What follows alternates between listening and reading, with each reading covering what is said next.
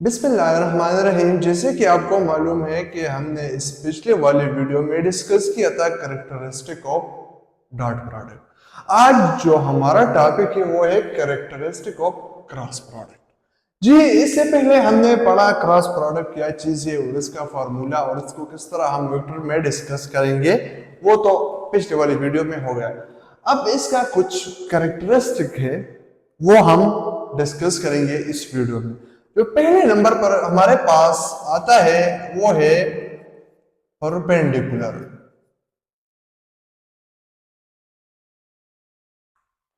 क्योंकि कैरेक्टरिस्टिक हमारे पास सेम है कि अगर क्रॉस प्रोडक्ट हो और डॉट प्रोडक्ट हो, कैरेक्टरिस्टिक सेम है, बट इनसाइड जो हमारे पास इसका एंगल है वो चेंज है। ठीक है जी, इस तरह एंगल चेंज नहीं है, लेकिन हमारे पास उसका जो हम ट्रीट करते हैं उसको हम एक अलग तरीके से करवाते हैं और इसको हम एक अलग तरीके से करवाते हैं। ये हम हमारे परपेंडिकुलर, तो हमारे पास परपेंडिकुलर में हमारे पास बिटवीन द टू वेक्टर के दरमियान एंगल 90 है। फॉर एग्जांपल के तौर पर मैं लेता हूं एक, ये हमारे पास हो गया ए वेक्टर और ये हो गया बी वेक्टर, तो इसके दरमियान क्या है 90। तो जैसे कि A cross B equal to A B sine theta, ये तो हमने फाइंड किया पिछले वाले वीडियो में, ये तो आपको पता होगा। ठीक है जी, अब हम इस तरह करवाते हैं और सॉरी, और साथ में इसमें यूनिट वेक्टर जरूरी है जी। A cross B equal to A B sine 90 unit vector. तो इसमें हमारे पास साइन 90 बराबर है इक्वल टू 1, तो ये हमारे पास हो गया A cross B equal to A B N unit vector. तो ये हमारे पास कैरेक्टरिस्टिक में पहले नंबर वाला था। अब हम इस चीज को यूनिट वेक्टर में एक्सप्लेन करेंगे, तो वो अब हम किस तरह करेंगे देखिए जी।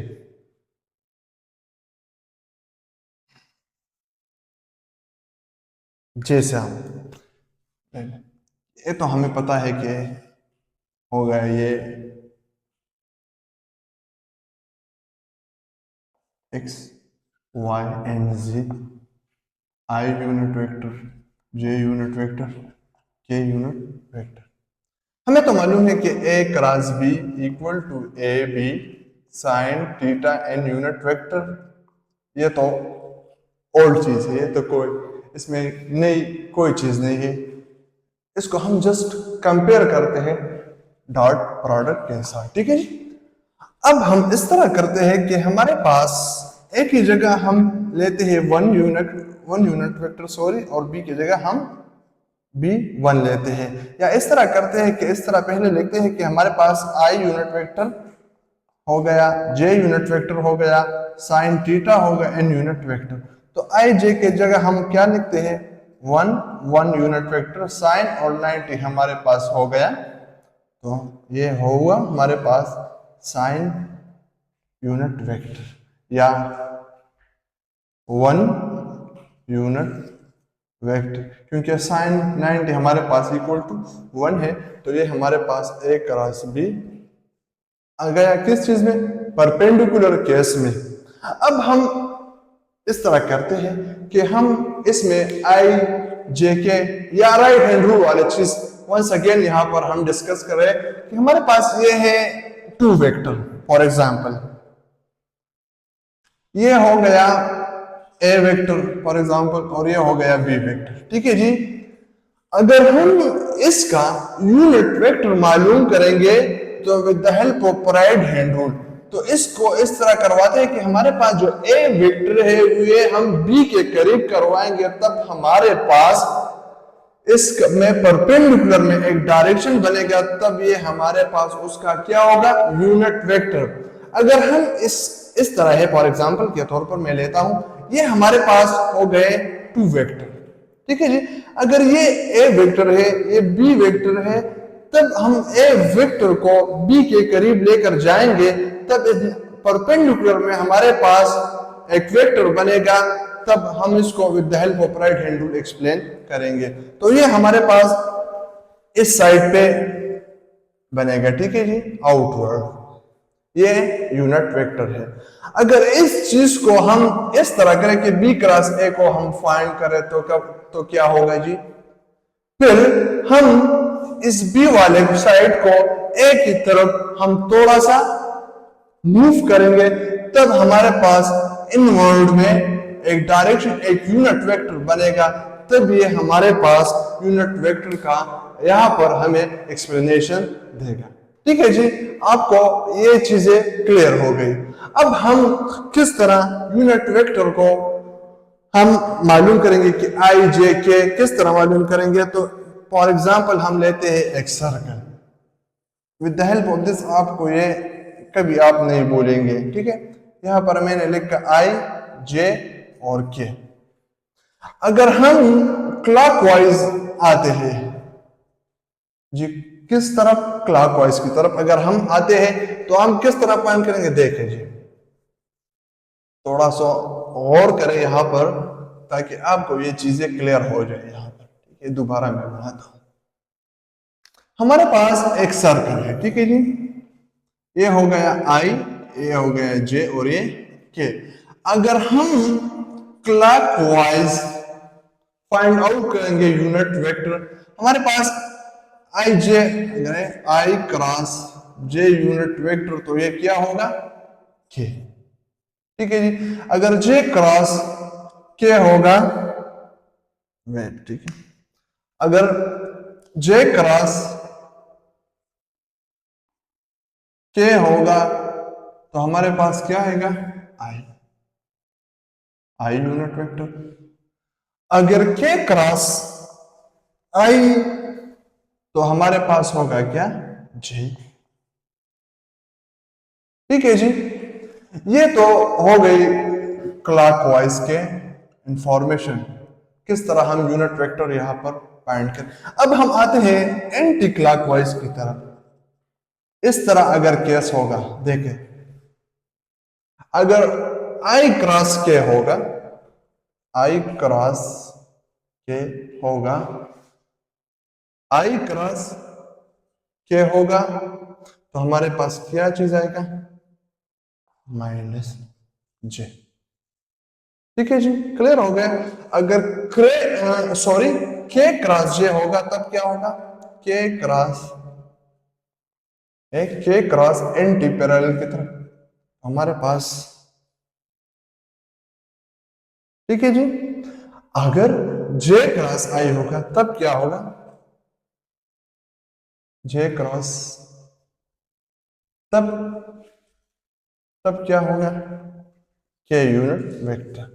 तो ये हमारे पास हो गए क्लॉकवाइज और ये है एंटी क्लॉकवाइज। अगर हम रेक्टेंगुलर कंपोनेंट सॉल्व करेंगे तब ये हमारे लिए बहुत मुफीद होगा वहां पर। ये आप मेमोराइज करें और ये with the help of this circle आप easily unit vectors find out कर सकते हैं। ठीक है, ये तो हमने सब इंफॉर्मेशन अबाउट द परपेंडिकुलर था। अब हम आते हैं पैरेलल की तरफ। अगर हमारे पास टू वेक्टर पैरेलल होगा तब क्या कैरेक्टरिस्टिक होगा। तो अब जी हम आते हैं पैरेलल की तरफ, ठीक है जी।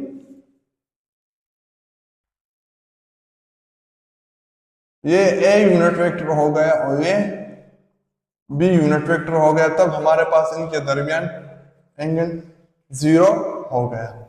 तब A cross B equal to A B sine theta and unit vector. तो हमारे पास बनेगा A cross B sine equal sine 0, जो हमारे पास बनेगा किस 0 का। तब हमारे पास ये आएगा 0 यूनिट वेक्टर। यहां पर एक चीज हमारे सामने आ गया, 0 तो है लेकिन मैग्नीट्यूड यहां पर क्या है, 0 है, लेकिन n यूनिट वेक्टर तो प्रेजेंट है। तो ये हमारे पास ऑर्बिटरी डायरेक्शन का इंफॉर्मेशन यहां पर देता है। तो ये हमारे पास हो गया पैरेलल। अब हम इसको एंटी पैरेलल में एक्सप्लेन करवाएंगे कि एंटी पैरेलल के केस में क्या होगा। तो इस तरह करते हैं कि यहाँ पर सिर्फ एंटी पुट करवाते हैं, इसमें थोड़ा सा मॉडिफिकेशन करवाते हैं बस, तो बाकी तो इजी है, इतना इसमें वो डिफिकल्टीज नहीं है। ये हमारे पास हो गया ये और एंटी पैरेलल में हमेशा हमारे पास एंगल 180 का है। तब अगर हम यहां पर साइन 180 पुट करेंगे तब भी हमारे पास क्या आएगा, 0 आएगा जी। तो ये हमारे पास हो गया a cross b equal to A B sine 180 और n यूनिट वेक्टर, तो हमारे पास 0 यूनिट वेक्टर आएगा।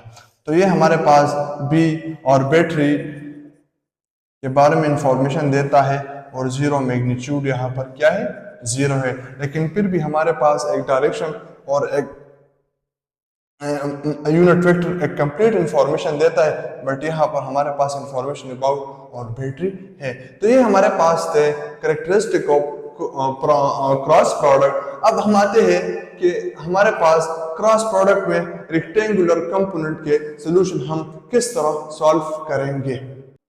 अगर हमारे पास रेक्टेंगुलर कंपोनेंट में क्रॉस प्रोडक्ट मौजूद है तो इसको हम किस तरह सॉल्व करेंगे जी। तो with the help of unit vector करेंगे।